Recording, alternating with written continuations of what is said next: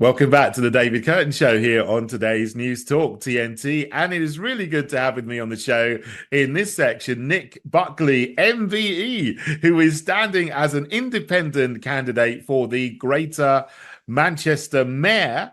And you're also, Nick, the founder of the Mancunian Way charity that does a lot of work for homelessness and with young people as well. So fantastic things you've done with your life. Welcome to the show, Nick. Thank you very much, and thank you for the invite. No, really good to have you on. So at the moment, obviously, the main thing you're doing is standing to be Mayor of Manchester, and the elections are on the 2nd of May, so a couple of weeks away. How's the campaign going at the moment? It's going well. It's hard work. I didn't realise it'd be this tiring. I'm doing 15, 16-hour days. Wow. I'm thoroughly enjoying it. It's good fun. But then there's been some issues like, because I'm independent, I don't get invited to the hustings. Manchester Evening News newspaper had hustings yesterday. There's only 6 candidates standing, and they only invited 5 people. BBC have done the same.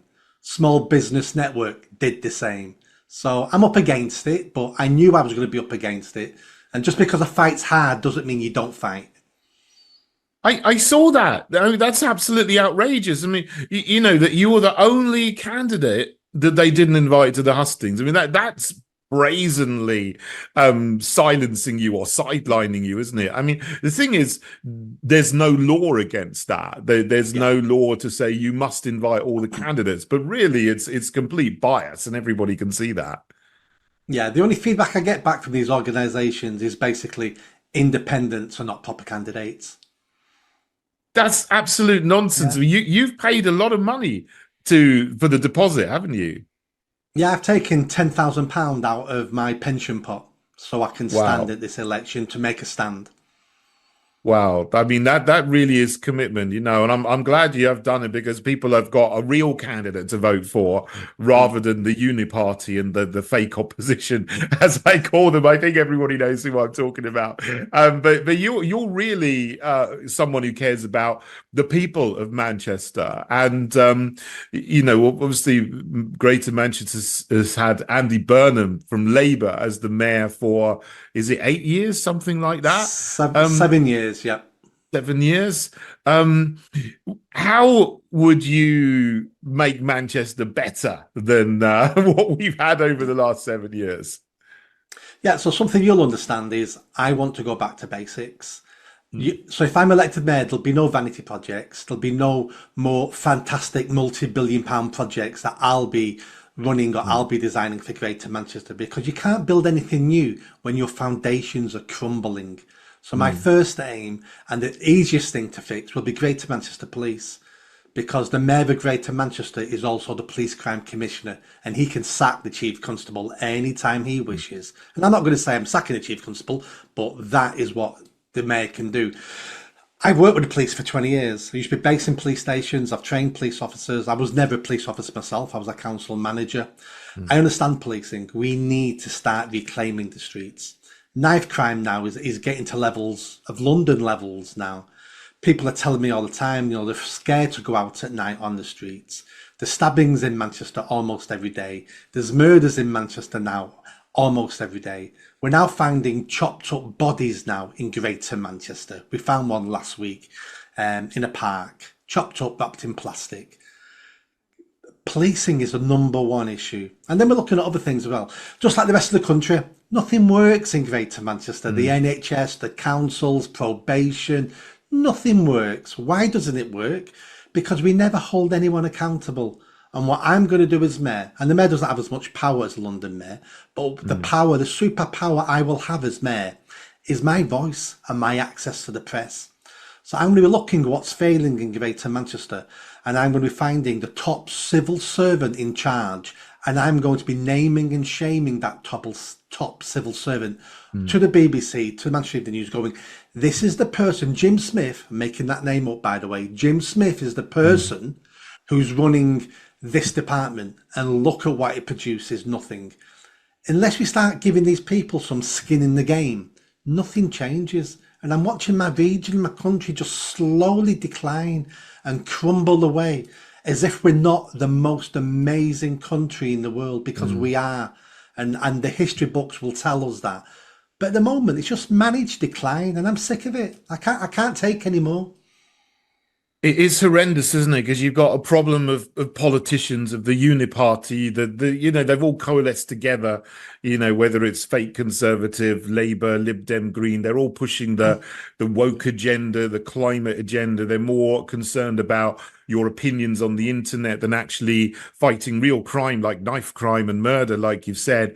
But then you've also got the problem of massive infiltration in the civil service, like you've said. And, obviously we're familiar and we talk a lot about the civil service in Whitehall that's to do with national government. But, when I was a London Assembly member, you deal with the mayor's own civil service in the Greater London Authority.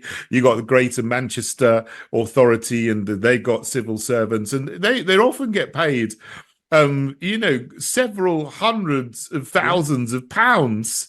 But then they're just pushing agendas that serve corporate interests or globalist interests. And it's terrible. I mean, how do you get back to them serving the people? You need a disruptor. You need someone who says to the people, I'm here for you, which is easy. All politicians say that rubbish. But you need someone who's there for the people and who has a commitment, but the commitment isn't about their career. So let's say I become mayor. I'll do 3 years. I don't care if I'm not voted in again, because I'm going to spend 3 years fixing Greater Manchester. And if I do the right thing and that costs me a career in politics, then so be it. I'm not doing this for a new career. I'm doing it to fix Greater Manchester. And what we're missing in this country is statespeople. And I'm not for one moment saying I'm a statesperson. Maybe that's what I'm aiming to become. I'm not one. But we have career politicians, and a career politician only cares about their career. What's the next step for me? How do I climb that greasy pole? We need people who go, this is my vision for Greater Manchester. I'm going to do these things for the benefit of Greater Manchester. And they may not be beneficial until 10, 20, 30 years from now. But career politicians want success in the next 2 year, 3 year cycle so they can get elected again.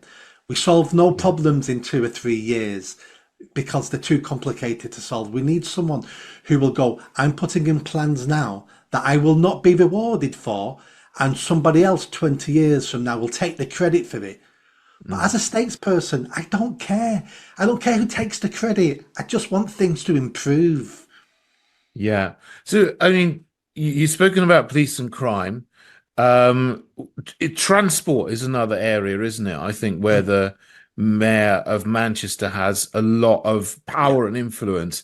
What will you do in that area to make transport work better in Greater Manchester?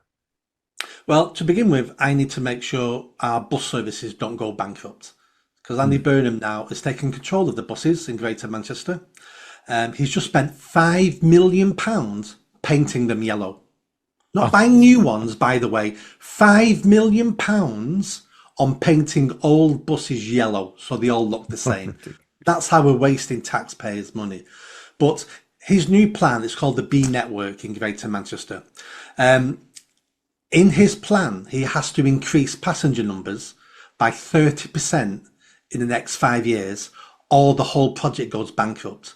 So if I became mayor, the first thing I need to do is make sure our buses don't go bankrupt. So that's my first thing. Then let's look at the tram system. We've got quite a good tram system in Greater Manchester. It needs extending to other cities and towns. I get that. We need money for that. But even the tram companies' own reports say 20% of all passengers on our tram system don't pay. They just use it. So there's 20% of our revenue for the tram system. We lose. So all these little problems that people think, well, what's the big problem? Well, the big problem is the people who don't pay are also carrying knives, are also the criminals, are also the people involved in antisocial behaviour and robbing people on the tram system. Let's get back to fixing some of the small problems, because that then will solve some of the big problems a year or two down the line. So that's what I'll be looking at the transport system. Yeah, I mean, you've mentioned there with the buses particularly. I mean, that is a big thing because a politician comes in and they think that they can create some big business structure, Mm. but they don't know how to run a business, and it always goes wrong. It doesn't matter Yeah. which party they're in. That Well, some of the complaints I've been getting on the B network is Andy Burnham's big selling point is it's cheaper. I've reduced all the fares. Council Mm, taxpayer is basically subsidising the buses. But I've got so many emails of people saying, well, they've not gone down, but they're not cheaper in my area because I used to get a special deal on this bus route to go to work. mm, And now that weekly, monthly pass now has gone up 50%. So there's always winners and losers when we start messing with the system. And for yeah. someone like Andy Burnham, any politician to think they can mess with an extremely complicated system like public transport and to think nothing will go wrong and to think Mm. there'll be no dangers is just pure silliness. It's incompetence that you think you can mess with such a system. Yeah, it is. It's hubris as well, isn't it? It's arrogance. They think they're better. They think they're more competent than they are. When something Mm. is not broken, don't fix it. Don't try to change it. And that's such a waste of money with painting the buses yellow. I mean, I don't know if they paint things rainbow colors. I mean, that's another thing that I have is a big gripe. You Yeah. have the police all over the place and certain councils putting in rainbow crossings and rainbow police cars and rainbow trains. I mean, do you have any of that in Manchester? We do. We have Mm, a new chief constable now in Greater Manchester. The other one got sacked because we went mm, into special measures. Again, Andy Burnham didn't get sacked, and he's mm. ultimately responsible for policing, but the chief constable got sacked. But then Right. the new chief constable now has got rid of all the rainbows, the rainbow cars and everything. So Okay. he's doing a good job. He'll do better if I'm in charge, but he's doing a good job. The Yeah. councils are crazy. They've got rainbow crossings, rainbow this, rainbow that. We've got hotels in the Mm, city centre with rainbow flags outside.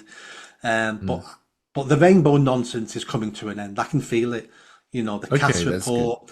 We're looking at the abuse of children now being acknowledged that the medical profession is abusing children. I've actually said if I'm mayor, I'll accept complaints and victims who have been physically abused by doctors under this ideology. And if they come forward, if I'm mayor, we're going to investigate and arrest doctors in Greater Mm. Manchester. Fantastic. That's what needs to happen because, just following orders and just following an ideology is no excuse when you've actually totally destroyed somebody's life. And, anybody who's been affected by this and has had chemicals and trans surgery is going to be Yeah. sterile. It's a horrible thing. Look, we've got a couple of minutes left, or maybe just 1 minute left. One of the things I thought was interesting was you said you might have a referendum on whether to keep the role of the mayor of Yeah. Greater Manchester, or possibly to abolish it. I mean, what is your plans in that area? Yeah, so that's a promise. If I'm elected, we'll hold a referendum in Greater Manchester about do we want this? Do we want the position of mayor or not? Because we were never asked.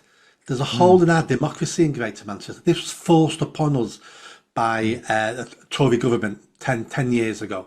So I mm, want to go back to the people and say, do you want this position? And if they say yes, let's keep it, fantastic. If they say no, we don't want it, let's get rid of it.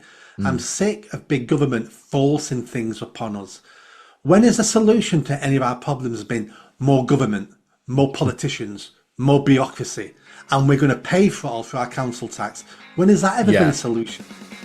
I know. Look, I totally agree with you there. I wish you the very best in getting elected, and I know if you are, you will do the best job of all the candidates. I know it. Obviously, Heritage Party is standing for the London Assembly. We've had quite a few independents on who's standing for mayor. So you had Nick Buckley for Manchester. We've had Andreas Mickley for London, Jonathan Tilt for West Yorkshire. I wish you all the best. But yeah, hopefully we can save money and get the best deal for the taxpayer as well in our government. Nick, thank you so much for joining me today on today's News Talk TNT.